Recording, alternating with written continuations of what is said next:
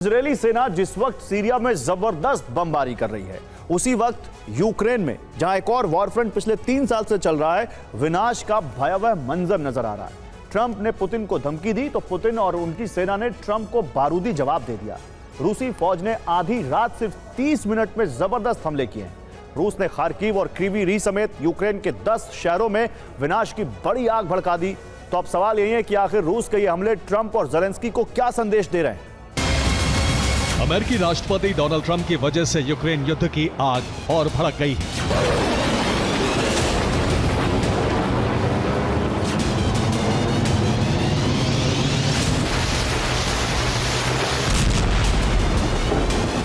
युद्ध विराम की कोशिशों में जुटे ट्रंप ने पुतिन को पहले धमकी और फिर अल्टीमेटम दिया।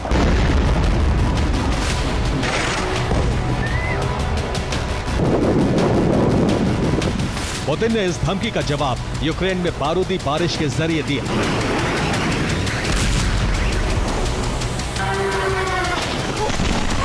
ट्रंप ने युद्ध विराम के लिए रूस को 50 दिनों का वक्त दिया है। इन 50 दिनों के अंदर ही रूस को सीज फायर करने का अल्टीमेटम दिया गया है। ट्रंप ने साफ कर दिया है कि अगर रूस ने युद्ध विराम नहीं किया तो अमेरिका और नेटो उस पर कड़े प्रतिबंध लगाएंगे।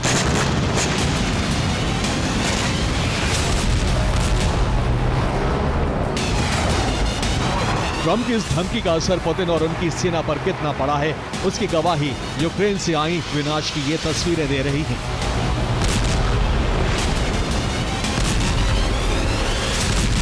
रूसी सेना ने यूक्रेन में जिस तरह भीषण हमला किया है, उससे साफ है कि पुतिन पर ना तो ट्रंप के अल्टीमेटम का कोई फर्क पड़ा है और ना ही उनकी प्रतिबंध लगाने की धमकियों का।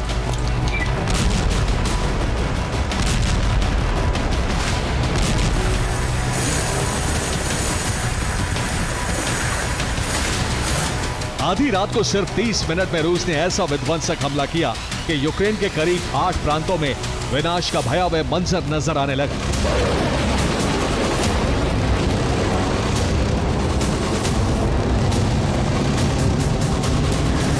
रूस के हमले में खार्किव से लेकर ओडेसा तक, डोनेत्स्क से लेकर ज़पोरिज़िया तक जबरदस्त तबाही हुई।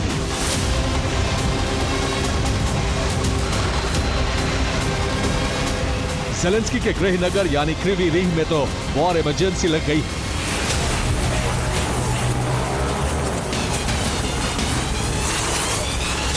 सवाल यही है कि यूक्रेन में रूस के इस विध्वंसक हमले के क्या मायने और मतलब हैं? यूक्रेन के शहरों में बारूदी बरसात कर पुतिन और उनकी सेना ने ट्रंप को क्या संदेश देने की कोशिश की है?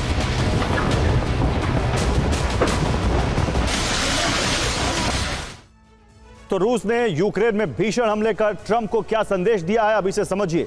सबसे पहले संदेश तो यही है कि पुतिन पर ट्रंप के अल्टीमेटम का असर नहीं पड़ने वाला है। ट्रंप की धमकी का जवाब पुतिन और उनकी सेना ने बारूदी हमले से दिया है। यह हमला इस बात का संकेत है कि रूस को अमेरिका के प्रतिबंधों की कोई परवाह नहीं है। इतना ही नहीं, पुतिन को ट्रंप की धमकियों से भी डर नहीं लगता है। सबसे बड़ा संदेश तो यह है कि यूक्रेन का यह युद्ध हाल फिलहाल रुकने वाला नहीं है, यानी युद्ध विराम सोचिए ही मत, होगा ही नहीं। ट्रंप की धमकी के बाद पुतिन अपनी शर्तों पर और अडिग हो गए।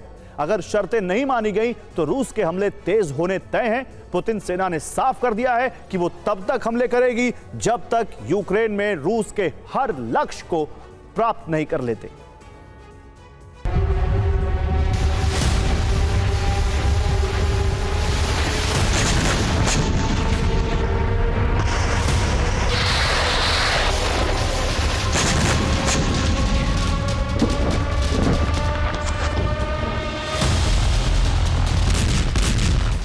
ट्रंप की धमकियों का रूस पर कोई असर नहीं पड़ने वाला है। अमेरिका और नेटो को यह संदेश देने के लिए पुतिन ने खार्किव में जबरदस्त बमबारी की।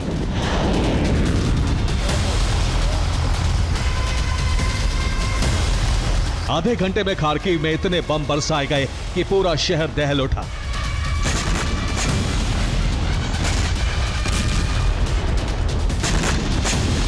रूस ने खार्किव में एक के बाद एक कई बैलिस्टिक मिसाइलों से हमले किए।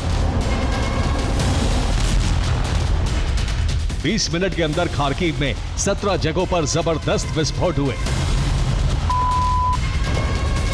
धमाकों की वजह से यूक्रेन के ऊर्जा ठिकाने और इमारतें तबाह हो गईं।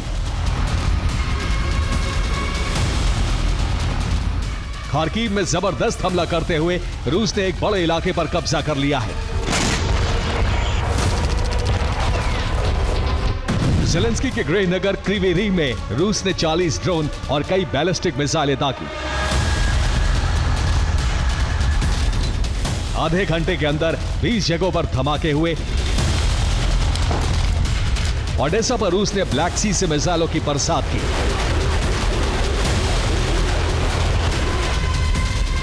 वेनेत्सिया में रूस ने यूक्रेन के पावर स्टेशन को जला दिया। डोनेट्स्क के क्रामाटोर्स्क में 15 विस्फोट हुए, कई इमारतें मलबा बन गई। रूसी सेना ने डोनेट्स्क के पेट्रोवका शहर पर कब्जा कर लिया है।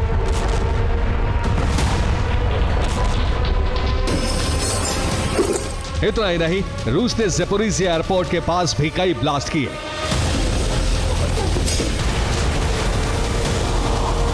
यूक्रेन में रूस के इन हमलों से साफ हो गया है कि पुतिन सेना के हमले तब तक नहीं रुकने वाले जब तक कि यूक्रेन में रूस के सभी लक्ष्य पूरे नहीं हो जाते।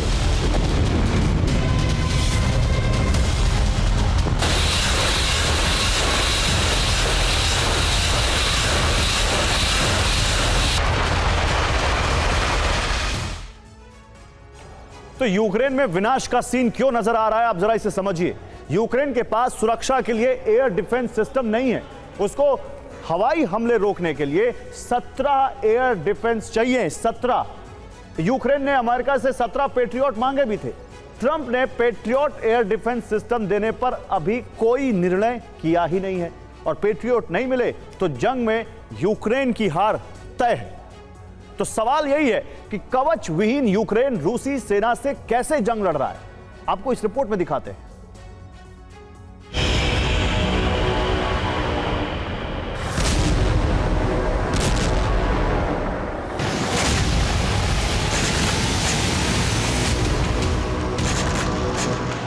यूक्रेन रूस के हमलों को रोक नहीं पा रहा है।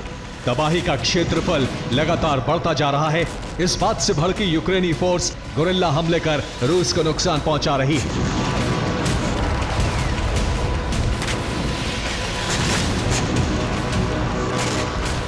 रूस के रोस्टोव में यूक्रेन के ड्रोन हमले से न सिर्फ इमारतें बर्बाद हुई बल्कि 18 लोग घायल हो गए। लिपेट्स्क में यूक्रेन ने रूस के हथियार गोदाम को तबाह कर दिया। वोरोनिश में यूक्रेन के ड्रोन अटैक में कई घर ध्वस्त हो गए। कुर्स्क में यूक्रेन के MiG-29 ने GBU-62 गाइडेड बम गिराकर रूस की कमांड पोस्ट को ध्वस्त कर दिया। रूस के हमलों से भड़के यूक्रेन ने ओटावा संधि से खुद को अलग कर लिया है। ये संधि यूक्रेन को बारूदी सुरंग बिछाने की अनुमति नहीं देती थी, लेकिन अब संधि से अलग होने के बाद यूक्रेन रूसी सेना के खिलाफ बारूदी माइंस बिछा सकेगा।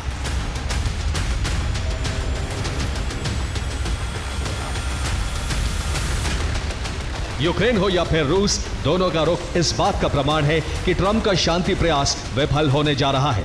युद्ध की आग शांत होने के बजाय और भड़कने जा रही है।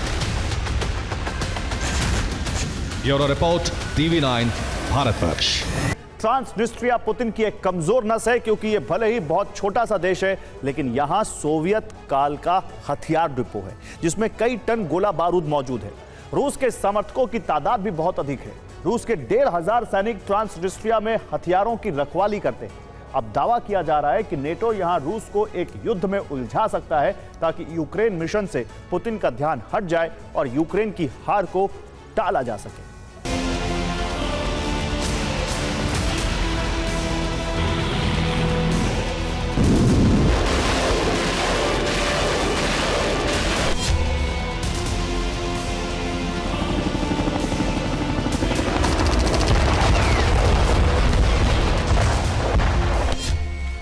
अप्रैल 2025 ट्रांसनिस्ट्रिया के पड़ोसी मोल्दोवा का 5 दिनों का युद्धाभ्यास का ऐलान।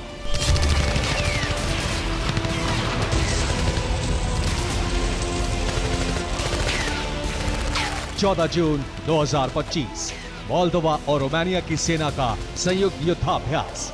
मोल्दोवा में नेटो देशों से 5000 सैनिकों की युद्धाभ्यास के नाम पर तैनाती कर दी गई।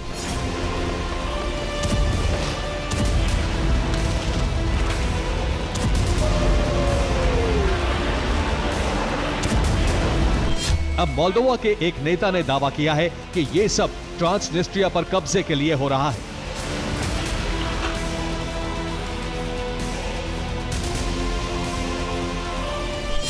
नेटो ट्रांसनिस्ट्रिया पर कब्जा कर ले, इसे पुतिन किसी भी कीमत पर स्वीकार नहीं कर सकते। इसकी वजह समझिए।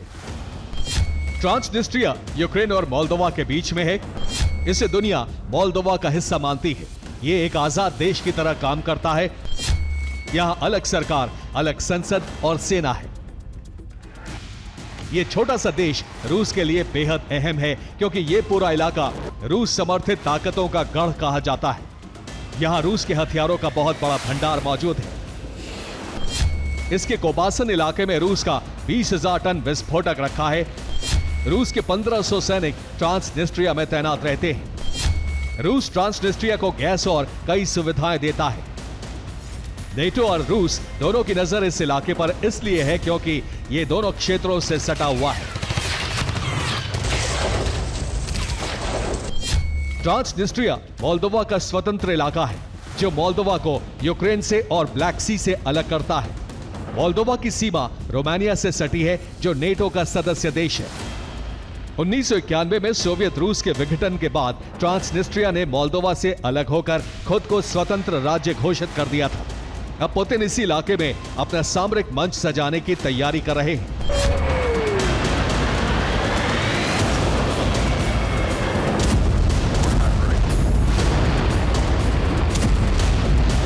एक्सपर्ट्स का दावा है कि यूरोप ट्रांसनिस्ट्रिया पर कब्जे का रण छेड़कर रूस को यूक्रेन में कमजोर करने की तैयारी में है।